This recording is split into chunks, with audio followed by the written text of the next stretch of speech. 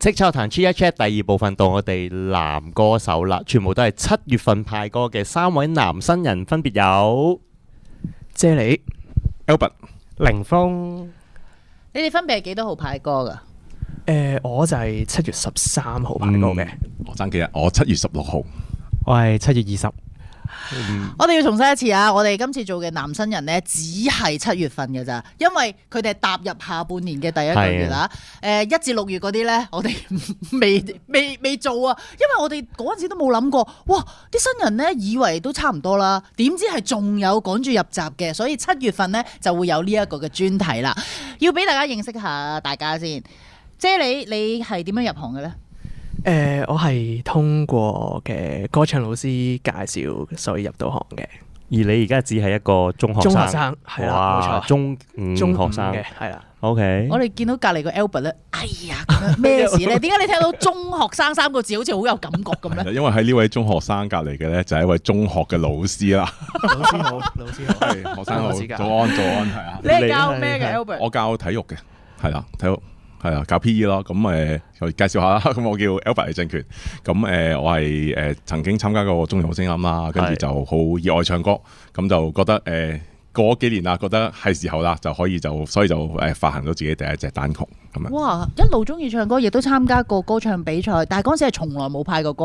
咁今年係乜嘢令到你係時候啦？我派先咁咧？咁自己有啲目標嘅，有啲人生目標嘅，即係因為我即係參加咗個節目啦，跟住另外咧，我就同自己講要考一啲資歷，咁我就考咗一個Rock School 嘅8級證書，咁我覺得完成咗個證書啦，係咁我就覺得可以試下做呢件事啦，咁樣咯。Rock School 嘅8級證書係咩嚟㗎？即係好似啲人考樂器咁咧，都有1級至8級噶嘛。咁呢一個係一個自己把聲嘅，咁係唱喺英國嘅證書嚟嘅。係唱 rock 歌定係咩？係啊，佢有好長個 list 嘅英文歌嘅，都係啲世界名曲，咁流行曲嚟嘅。咁我就要完成一 take 過完成5首歌，唔可以即係唔可以 cut 開啊！即係用呢一 take 過完成晒5首歌。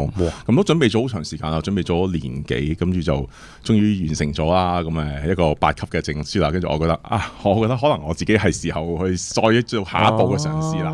咁你派嘅歌會唔會係 rock 歌嚟㗎？咁又唔係喎，我今年會做3隻啦，都係關於我自己人生嘅歌曲咯，係啊，都係啲比較正面嘅歌曲。所以第一首就叫做錯過了沒下次啦，搏一鋪啦，做歌手先啦，試下出歌啦咁樣。諗一百步不如行3步先嘛，我個座右銘。啱啊。OK，咁學校都係好支持你嘅。好好彩，真係好彩，好多學校未必會好支持嘅，其實，但不過我學校就不論學生啊、老師都支持我哋去突破自己咯。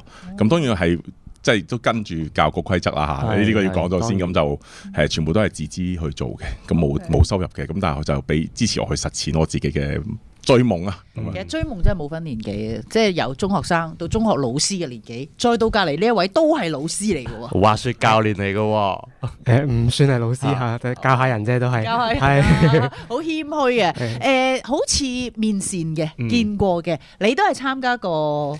係參加過啲選秀節目嘅，係啊，某台嘅第2屆咯，係。OK。係咁其實我入行因為我之前我好細個已經做啲 model 啊，可能影啲平面嘢啊咁樣，跟住去到做造星2啦，講埋。講得其實好幾年前㗎啦。係啊，去到造星2嘅時候，咁我就膽粗粗報名啦，跟住報名之後發覺自己乜都唔識。係啊，咁跟住之後先開始接觸學校唱歌啊咁樣，咁跟住keep 住每個禮拜上堂啊，咁就慢慢先至對唱歌有認識咯。係有少少印象嘅，就係嗰陣時造星2咧，凌峰有啲新聞就係話，即係報名參加，跟住話似姜濤噶嘛，係咪啊？因為啱啱姜濤造星1啊嘛，跟住你緊接第2期已經有個話似姜濤嘅樣嘅參賽者。係有人咁樣講嘅，但係就我自己就冇啦。係咁呢幾年發生過咩事？點解唔繼續出歌定點樣磨練自己先喺今年再出？其實呢幾年最主要因為中間有一段期間咁，大家都做唔到嘢啦。咁呢段期間咁，我自己都會學下嘢啊。咁好多人都學咗好多技能。咁我中間我自己學咗日文，咁之後就去咗滑雪。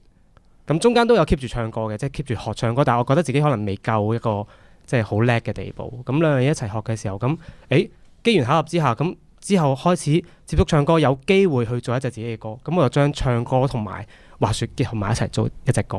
咁呢兩樣嘢都係我自己好中意嘅嘢。哦，所以你個 MV 會唔會就係滑住雪咁樣拍？係啦，根本上全部都係滑雪嘅畫面嚟嘅。哇！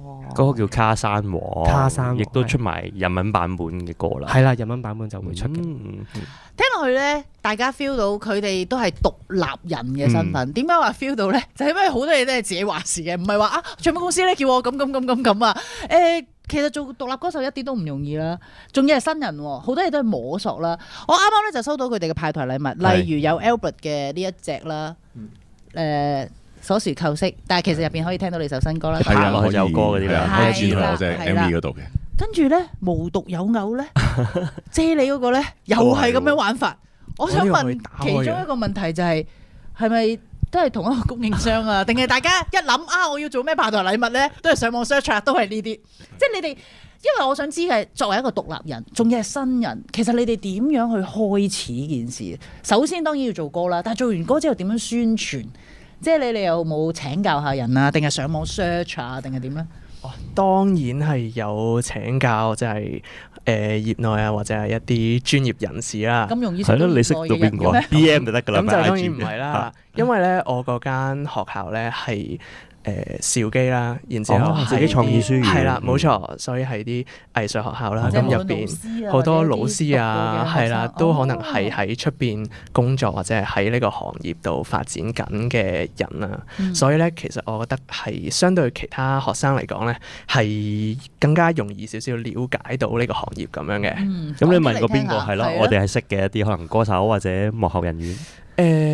我係有問咗我哋音樂科嘅一個老師啦，係啦，咁不過佢就應該唔係嗰啲，佢係做音樂嘅，但係就唔係話好出名嘅嗰啲啦，係啦，咁但係我都有問過佢嘅意見啦，然之後都係跟住佢就介紹咗一啲人俾我認識啦，然之後就喺機緣巧合之下咧，就有咗呢個機會可以今日喺度同大家傾偈啊！其實咧，凡事起頭咧係好難嘅，即係成日有呢個夢想啦，中意唱歌，但係點樣去開始，仲要點樣去 send email，點樣去派歌，或者上音樂平台，其實呢啲你哋全部都係自己學噶嘛？係啊，其實我自己都係，因為我做咗隻歌就係我嘅唱歌老師阿楊庭軒先生就曲詞編監做晒啦。但係之後不論即係我而家覺得自己除咗歌手之外咧，又係自己經理人啦，又係宣傳人員啦，宣傳人員啦，係啊，即係頭先。講唔講得㗎？頭先登記嗰陣，你自己中意啦。頭先登記嗰陣，嗰個職員就你係嚟做新人訪問啊？跟住我簽咗個新人喺邊啊？咁樣以為我係經理人，咁但係都覺得好好玩嘅。我即刻唔緊張，我同佢笑咗好耐之後，我就唔緊張啦。咁但係就呢幾個月，我覺得自己學咗好多嘢，即係由淨係唱歌到要做晒所有嘢，我覺得好好玩啊！我覺得同埋我覺得好 respect Albert， 佢係。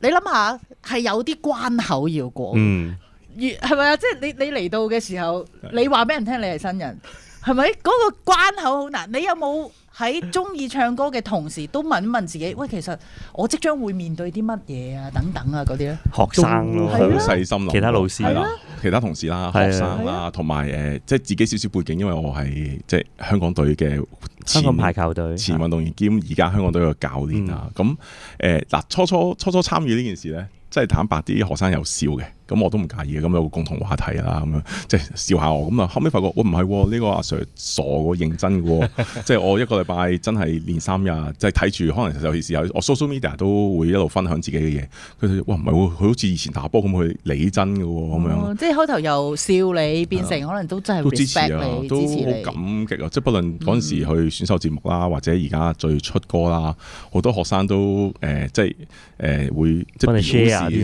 啦，係啊，表示有支持啦，咁樣，咁我覺得都好人好事啊，好感動，係啊。咁你對待唱歌呢回事係一個追夢啊，定係有權係一個 role model 俾你嘅學生㗎？係咁，首先就都想自己係一個 role model 俾學生知，即係不論咩年紀都好啦，即係你中意嗰樣嘢就盡力做好佢。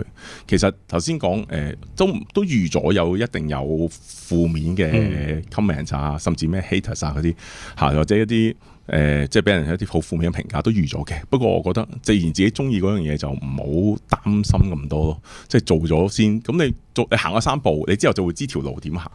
咁我就知道再慢慢行落去，希望喺自己有限嘅時間做到最多嘅經歷同體驗啦。好 positive 啊！即係你即刻好似學生咁，阿 Sir 係多謝阿 Sir 學到嘢。凌峰有冇袋到嘢落袋啊？有啊！我心諗，如果我讀書嘅時候咧遇到呢位老師咧，一齊去表演咯，係一定好開心。如果一齊玩啦，一齊唱歌。嗱，我哋見到凌峰咧，佢派嘅派台禮物咧就係 postcard 形式咁樣嘅，就好多靚相咧都係嚟自你應該係滑雪嗰啲裝備又型，係啊，姿態啊，好有型嘅，全部都係日本拍㗎。其實係同一日拍嘅，喺日本嚟嘅。係咁，你係點樣決定自己我要成為2026嘅新人咧？呢幾年點樣磨練好自己，再派歌？咪有權你即係參加完造星之後就繼續滑雪咯？係咪冇可能即係就咁唔需要再接觸歌唱㗎啦嘛？邊一下撻着咗你？其實係一路都自己中意呢件事嘅，唱歌係中意嘅。不過以前會覺得即係可能未接受過系統嘅訓練啊，或者未學過，我覺得可能有少睇低咗呢樣嘢，睇輕咗呢樣嘢。咁之後原來接觸之後發覺有好多嘢可以學。跟住其實我係學唱歌先，跟住再滑雪嘅。咁我原來兩樣嘢原來可以即係有好多共通點嘅，即係有好多嘢係你努力咗之後咧，嗰樣嘢係唔會背叛你嘅。即係運動員都係咁噶嘛。你練習咗之後咧，嗰樣嘢就係自己噶啦。跟住我覺得兩樣嘢都係一樣。即係其實嗰陣時參加完比賽咧，佢冇諗過唔做嘅，佢只係想繼續提升自己，因為當時嘅比賽係令佢知道自己唔夠。所以你冇放棄過嘅，根本就冇放棄過，就係揾個啱嘅時機，我要再出現。係。咁你而家個目標係咩啊？其實不過即係我自己都唔細個啦，咁依家嘅目標我唔敢諗太長遠，但係如果可以 keep 住繼續有歌唱，有自己中意嘅嘢做，咁可以兩樣嘢一齊做，同時做，係一件好開心嘅事咯。Albert 咧，你話今年已經錄咗好幾首歌啦，其實有冇個長遠目標或者個時限俾自己咁樣㗎？都真係有嘅，即係我其實投入咗唱歌啦，即係冇做運動員啦，就投過唱歌，咁一個即係自己手手腳腳有傷患都唔會影響嘅興趣之後咧，我有3個目標嘅。咁第一就係考咗個證書啦，即係你講 rock school 係啦，考咗即係得咗啦。係啊，第二就係用幾隻歌去出一啲歌去代表自己嘅人生係一個紀念啦，咁都做緊啦，係啦，咁都偏係自己可能都同自己個性格啊正能量啲嘅有關嘅歌啦。咁第3咧就真係可能要啲時間，我覺得要好同阿凌峰一樣咯，裝備好自己，再裝備好自己，即係可能要令到自己表演能力強啲啦，即係曲風多元化啲，甚至識跳舞啊！而家我睇唔得嘅，而家跳舞都真係好好笑嘅咁樣。咁將來希望有一個屬於自己嘅音樂會啊、演唱會，個場地係大少少嘅。有時候我見到啲朋友，即係有啲好犀利嘅朋友啦嚇，可以咁樣做到一件事咧，或者嗰啲叫做選秀節目啲同學可以做到呢件事，我覺得好感動啊！可能希望自己有一日可以做到呢件事咁樣咯。OK， 我聽到你當時或者以前係運動員，咁好明顯細個嘅時候做運動員都係你一個目標啦。咁其實唱歌呢個目標係幾時出現嘅？就係我自己冇做運動員啦，就係所謂叫退役啦。其實我都好投入呢個運動，我打甲一啊嗰啲或者香港隊嗰啲打到成30幾歲啊，咁啊但係都總有要面對現實嘅時候啦，同埋學校工作都好忙嘅，咁我自己喺學校個排球成績都好好嘅，咁就決定退役啦。咁但係都即係以前咧做運動員好悶嘅，咁但係所以咧偶爾咧會自己一個人咧，好似啲孤獨等級嘅唔知第幾級咧，一個人去唱下歌，唔識唱嘅，但係就一個人去唱下卡拉 OK， 抒發下情感啊。我即係從來都中意唱嘅。係啦，但係就完全冇投入過正規訓練嘅咁樣咯。咁但係而家退咗役啦，咁就想多一個興趣。我唔想即係我唔中意俾自己停嘅規限，係啦就。我有好多目標㗎，即係除咗唱歌啊，我又玩過Spartan 啊，嚟緊又想玩 High Rocks 啊，即係好多目標嘅。甚至我疫情期間考咗個咖啡師牌啊，係啦，係啊。點解做老師有咁多時間？Slasher 咯，唔俾自己停咯，就係。同埋我都有聽過，因為佢從來都係受運動員嗰套訓練，有個精神喺度，仲有個 mentality 啊，嗰種停到落嚟，同埋要做到最好嗰樣感覺。係啊，都俾即係 keep 住俾自己目標咯，係啊，完成都有好有滿足感啊。OK，作為你係 Gen 咩啊 Alpha 啦 Form 5啫喎，你個目標會唔會長遠啲咧？自己我你聽到隔離個老師話佢學咁多嘢，你有冇 feel 到自己個24小時好似，咦？點解好似唔夠佢我勁？聽過佢唱歌，啲高音好靚啊佢。多謝。你睇下老師仲有時間聽你唱歌係咯添啊，幾犀利！咁你咧你自己係受咩影響，或者你由細到大嘅偶像係邊個，所以想成為一個歌手？其實咧，我喺細個嘅時候咧，我覺得我點解會想做一個歌手啊，或者係去就係出歌啊咁樣咧，我覺得係受到我屋企人影響啊。因為咧，我細個咧係有聽好多可能啲80、90年代嗰啲廣東歌咁樣啦，然之後咧咁有就係咁喺度聽啦，跟住到再大個少少啊，可能又會跟住哼下歌啊、唱下歌啊咁樣啦，跟住就再學咗啲樂器啦，我係先學咗吉他，然之後又自己研究下啲作曲啊，嗰啲音樂製作咁樣啦。然之後咁我都希望喺日後咧係可以嘗試多啲唔同嘅風格，咁樣可以創作到更加多唔同風格嘅歌。你第一首歌就自己做喎，係啊，下個冇錯，身份係我自己作曲嘅。哦。